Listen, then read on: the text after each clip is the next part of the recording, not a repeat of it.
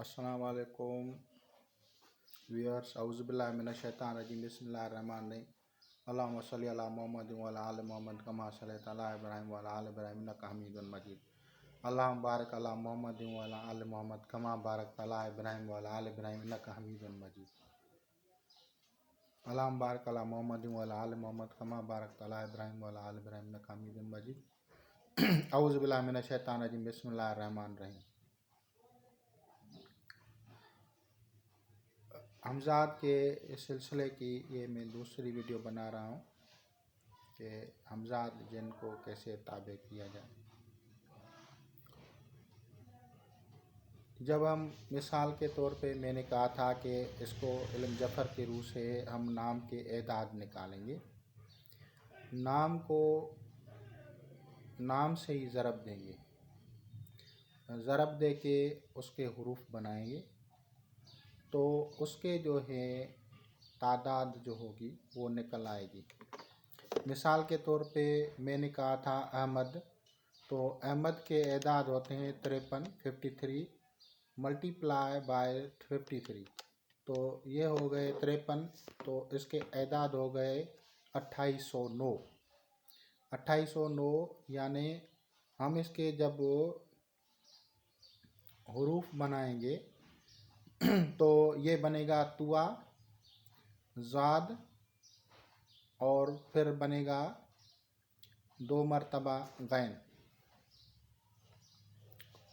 तो अब हम इसको देखेंगे कि तुआ जो है वो आतिशी है, तो इसको अगर हम आगे रखते हैं तो वो जो है आतिशी ही रहेगा, और तुआ को अगर हम ज़ाद के साथ लगाते हैं तो फिर ये खाकी हरफ बन जाएगा। और अगर हम तुआ को बा के साथ गैन के साथ लगाते हैं तो ये आबी हरफ बन जाएगा, क्योंकि तरतीब अनासर जो है वो है आतिश, खाक, बाद, आब। आतिश, खाक, बाद, आब।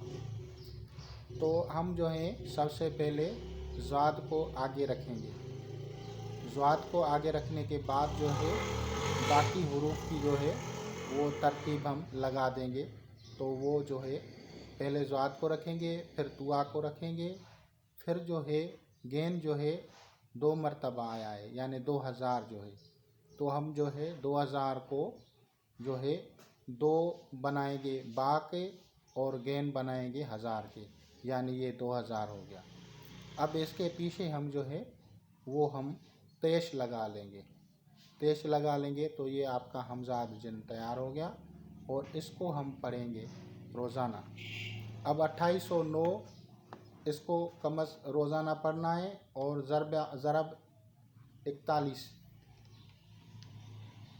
तो 1,15,169 मरतबा इसके हो गए। 1,15,169 मरतबा। अगर अब हम इसको इन्हीं दिनों में 41 दिन में पढ़ेंगे तो इसकी जो है मुकम्मल जो है इसकी जो है चिल्ला हो जाएगा, और वो जो है हाज़िर होके आपसे बात करेगा। इसके लिए हिसार लाजमी होता है। हिसार के लिए सबसे पहले 11 मरतबा दरूद शरीफ, फिर जो है अलहम्द शरीफ, फिर जो है 4 कुल, आयतल कुर्सी, और फिर दरूद शरीफ लाजमन पढ़ना है। हिसार होगा, और हिसार के लिए आपको लकीर खींचना लाजमी है। सबसे पहले आप जब बैठेंगे, जिस टाइम वक्त का इंतखाब करेंगे उस दिन आप रिजाल अल गैब को पीठ दे के बैठेंगे। फिर रोज़ाना वही तरफ होगा जो पहले दिन था। ऐसे नहीं है कि रोज़ आप समत तब्दील करते रहें, ऐसे नहीं है, समत वही रखनी है। अच्छा, उसके बाद जो है 2809 जो है इसके जो तादाद है वो इसके उसके हमने जो है हुरूफ बना के, और हमने जो है इसका जो है वो तेश लगा के उसको बनाया है। फिर आप इसको अजबिया के साथ अजबिया, और फिर आप उसका हमज़ाद का नाम लेंगे। फिर बेहक बुदू, बुदू जो है یہ کسی بھی چیز کو حاضر کرنے کے لیے لگایا جاتا ہے۔ اس کے بعد جب وہ چیز حاضر ہوگی اس سے آپ بات کریں گے۔ آپ کیسے پہچانیں کہ وہ جو ہے ہمزاد ہے؟ تو سب سے پہلے آپ یہ دیکھیں گے کہ ہمزاد جو آپ بنا رہے ہیں اس کا رنگ کیا ہے۔ مثال کے طور پہ آتش کا رنگ جو ہے وہ پیلا ہے، اگر اس کا رنگ اس سے جو لائٹ وغیرہ یا رنگ جو ہے اس کا پیلے کلر میں ہوگا تو آپ سمجھیں گے کہ یہ آتشی عنصر سے تعلق رکھتا ہے۔ اگر خاکی ہوگا تو وہ خاک کا رنگ لے کے آئے گا، اگر بادی ہوگا تو وہ باد کا رنگ لے کے آئے گا۔ جس طرح کی ہمزاد ہوگی اسی طرح کا رنگ جو ہوگا اس سے نکلے گا، آپ اس کو پہچان جائیں گے۔ ایک نشانی یہ ہے۔ دوسری نشانی اس کی یہ ہے کہ اس کی جو ساری صورت ہے وہ آپ جیسی ہی ہوگی، لیکن ان میں سے کوئی ایک چیز ایسی ہوگی جو تھوڑی سی آپ سے مختلف ہوگی۔ اس کو میں شو نہیں کرنا چاہتا، لیکن صرف اتنا بتا رہا ہوں کہ اس میں سے وہ ایک چیز تھوڑی مختلف ہوگی جس سے آپ پہچان جائیں گے کہ یہ ہمزاد ہے۔ ایک تو آپ کا جو جس عنصر سے تعلق رکھتا ہے اسی عنصر کا جو ہے رنگ وہ لے کے آئے گا۔ جیسے آتش کا کیا رنگ ہے، خاک کا کیا رنگ ہے، باد کا کیا رنگ ہے، آب کا کیا رنگ ہے، تو اس حساب سے وہ آئے گا۔ اور دوسری بات اس کی جو صورت ہوگی وہ آپ کے ہی مطابق ہوگی، صرف تھوڑا سا فرق ہوگا۔ وہ فرق آپ جب بیٹھیں گے آپ کے سامنے آئے گا تو آپ کو پتہ چل جائے گا کہ اس میں کیا فرق ہے۔ اب آتے ہیں اس کے جو معاہدات ہوتے ہیں اس میں کون سی احتیاطیں کرنی چاہیے۔ معاہدات میں پہلی احتیاط یہ آپ کو کرنی ہے کہ وہ اگر کہے کہ مجھے کھانا پیٹ بھر کے کھلانا ہے تو آپ اس کو کبھی بھی یہ نہیں کہیں۔ آپ اس کو کہیں کہ میں آپ کو ایک روٹی کھلاؤں گا یا آدھی روٹی کھلاؤں گا، یا کہے گا جو میسر ہوگا تو کھلاؤں گا، یا آپ کہیں کہ یہ میں نہیں کر سکتا، آپ کوئی اور شرط رکھیں تو پھر آپ کو اور شرط ماننا پڑے گا۔ اگر وہ کہے کہ مجھے جو ہے آپ روزانہ سورہ یاسین جو ہے مجھے ہدیہ کریں، تو آپ اس کو کہیں کہ میں، اگر آپ کو آتی ہے پڑھنا آتا ہے یا نہیں آتا تو آپ اس کو کہیں کہ میں نہیں کر سکتا۔ اچھا، پھر بالکل آسان کوئی طریقہ، کوئی صورت جو بالکل آپ کو سیکنڈ لگیں پڑھنے میں تو وہ آپ لے لیں، تو پھر وہ آپ کو آسانی ہوگی۔ اب وہ آپ اس سے دوسرا شرط یہ رکھیں کہ چاہے میں پاکائی میں ہوں، طہارت میں رہوں یا ناپاک رہوں، ہر حال میں پڑھوں گا، تو بھی وہ اس کو منظور کر لے گا۔ اب اس کو پڑھنے کا پھر وہ ہے کہ میں زبان سے پڑھوں یا دل سے پڑھوں، زبان سے پڑھوں یا دل میں پڑھوں، تو بھی اس سے وہ یس کرے گا۔ تو اس حالت میں یہ فائدہ ہوتا ہے کہ اگر آپ کو طہارت نہیں ہے تو پھر آدمی جو ہے جیسے ذکر قلبی ہر حال میں ہوتا ہے، بندہ سویا ہو، پاک ہو، ناپاک ہو، تو ذکر قلبی ہر حال میں جاری رہتا ہے۔ اسی طرح اگر آپ اس کو یعنی خفی یعنی دل میں جو ہے اس کو اس آیت یا صورت کے بارے میں کہیں گے جو بالکل آسان یا چھوٹی سی ہو تو وہ اس کو مان جائے گا، اور آپ اسی کیفیت میں وہ جس بھی حال میں ہوں گے تو آپ اس کو بلا سکیں گے۔ اس طرح سے پھر وہ آپ ہو جائیں گے۔ جب آپ اس کو آپ سمجھیں اتنے تھک گئے ہیں، آپ نہیں کرنا چاہتے، آپ اس کو چھوڑنا چاہتے ہیں، تو پھر آپ وہ اس کو کہیں گے کہ بھائی اب آپ کو اجازت ہے، ہم آپ کو چھوڑتے ہیں، تو پھر وہ چلا جائے گا، پھر آپ کے پاس نہیں آئے گا۔ تو یہ ہوتا ہے ہمزاد کے جو ہے طریقہ کار، اس کو بلانے کا طریقہ کار یا اس سے کام لینے کے طریقہ کار۔ پھر وہ اگر آپ اس سے شرائط وغیرہ جب بھی آپ اس کو بلائیں تو اس سے پوچھیں کہ اس کا کیا شرائط ہے اور کیا صدقات دلانے ہیں، کس طرح سے کرنا ہے، وہ آپ کو مکمل ترتیب بتائے گا۔ اب دوسرے احتیاط میں آپ کو یہ بتا رہا ہوں کہ اگر آپ کے پاس کوئی بندہ آئے اور آپ کو کہے کہ میرا یہ کام ہو، اور یہ آپ کو کہے کہ اس کا صدقہ 2 بکرا ہے، تو آپ دیکھ لیں کہ وہ آپ سے پیسے دیتا ہے وہ صدقہ، کیونکہ لوگ جو ہیں زبان کر کے پھر جاتے ہیں، بڑے چاہے ارب پتی کیوں نہ ہوں، تو وہ جب وہ معاہدہ کر کے اور اپنا کام نکلوا کے اور وہ چلے جاتے ہیں اور آپ کو صدقہ نہیں دیتے اور عامل کے پاس صدقہ دینے کے پیسے بھی نہیں ہیں، تو پھر اس حالت میں وہ ہمزاد اس کو یا اس کے گھر والوں کو یا ان کو جو ہے مار دے گا، پھر جو وہ تکلیف برداشت کرنی آپ کے لیے بڑی مشکل ہو جائے گی۔ تو اسی لیے کسی بھی بھائی کا اگر آپ کام کرتے ہیں تو ان سے آپ صدقات لے کے ان کے سامنے ہی دلا دیں، تاکہ ان کو پتہ چلے کہ یہ دے رہا ہے، اور ایسے ہی آپ کسی کے لیے دعا یا حکم نہ لگائیں، کیونکہ اگر آپ نے باحتیاط یہ کام نہیں لیا تو آج کل کے لوگ جو ہیں صرف مطلب پرست ہیں، اور آپ پھنس جائیں گے اور آپ کو تکلیف ہوگی پھر، اور وہ ہمزاد بھی آپ کا کام نہیں کرے گا، کیونکہ آپ ان کے صدقات یا شرائط پہ عمل نہیں کر رہے۔ تو جو بھی طریقہ کار ہے اس پہ عمل کریں۔ اچھا، دوسری بات، جہاں سے خارج الایمان ہو جاتا ہے بندہ، وہ تھوڑا احتیاط رکھنا ہے۔ ایسے نہیں ہو کہ وہ آپ کو کہے کہ فلاں پیڑ میں جو ہے بزرگ رہ رہا ہے، آپ اس کو سجدہ کریں، یا کوئی ہستی ہے، تو آپ ہرگز ایسا نہ کریں۔ آپ سمجھے پھر کھلونے بن گئے۔ وہ آپ سے زیادہ نفسیات کے ماہر ہوتے ہیں۔ جو روحانیت ہوتی ہے وہ قلبی اور آپ کے عقلی کیفیت کو جانتی ہے اور آپ کے علم کو بھی جانتی ہے۔ اس لیے آپ کو کبھی بھی کوئی کہے کہ فلاں بزرگ کو آپ کو مزار کو سجدہ کریں، یا فلاں جگہ پہ جو درختوں میں یا پتوں میں یا کہیں بھی جو ہے بزرگ آیا ہے یا فلاں ہستی رہ رہی ہے، آپ وہاں پہ جو ہے یہ آپ جو ہے سجدہ کریں یا وہاں پہ خدمت شروع کریں یا مجاوری کریں، تو آپ ہرگز ایسا نہ کریں، کیونکہ یہ شرعاً خلاف ہے۔ اسی لیے نبی پاک صلی اللہ علیہ وسلم نے فرمایا تھا کہ جو بھی بندہ روحانیت میں قدم رکھنا چاہتا ہے تو وہ علم مطلب اس کے پاس ہونا چاہیے۔ اگر بغیر علم کے وہ روحانیت میں قدم رکھے گا تو وہ کافر ہو جائے گا یا پاگل ہو جائے گا۔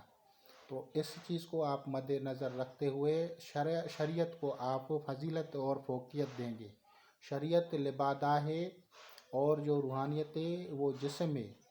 آپ شریعت کے لبادے میں اس کو اگر گھمائیں گے تو آپ کو فائدہ رہے گا، اگر آپ غیر شریعت کے اصولوں پہ چلے گئے تو آپ کو اس کا جو ہے پتہ ہی نہیں چلے گا اور آپ گمراہ ہو جائیں گے، اور آپ کا دین اور ایمان دونوں خارج ہو جائیں گے۔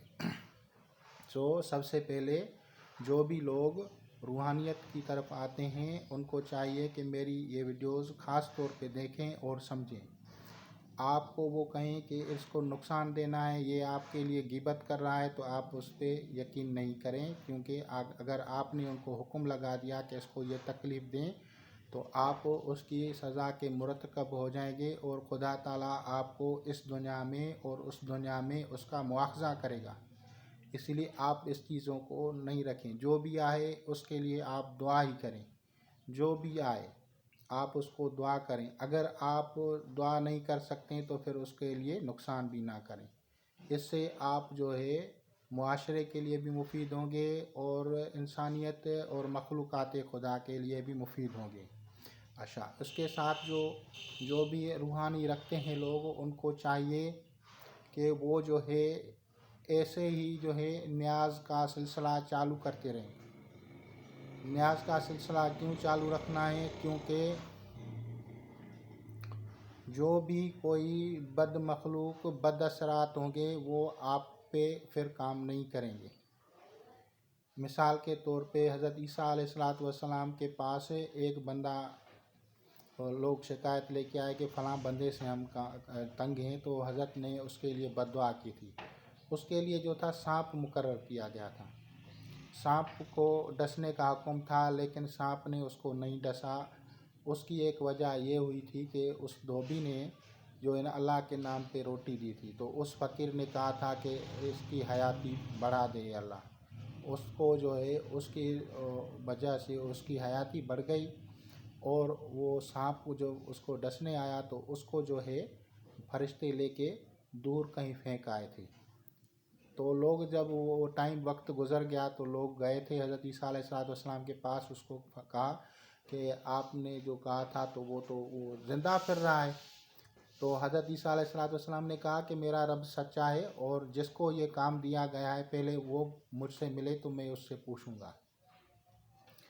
جب سانپ آیا تو سانپ نے کہا جب میں مار رہا تھا تو ایک فرشتے کو حکم ہوا کہ مجھے جو ہے اٹھا کے آپ پھینکا کہیں پہ دور پھینکا، تو اب آپ یہ رب سے ہی پوچھیں۔ تو پھر اللہ تبارک و تعالیٰ سے اس نے رجوع کیا، اور اللہ تبارک و تعالیٰ نے اس کو بتایا کہ اس بندے نے اللہ کے نام پہ روٹی دی تھی۔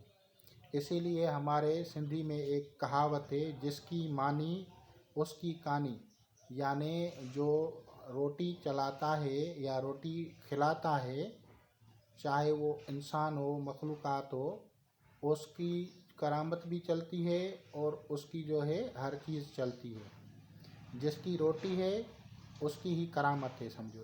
دوسری زبان میں آپ اس کو ایسے سمجھیں، جس کی روٹی اسی کی کرامت ہے۔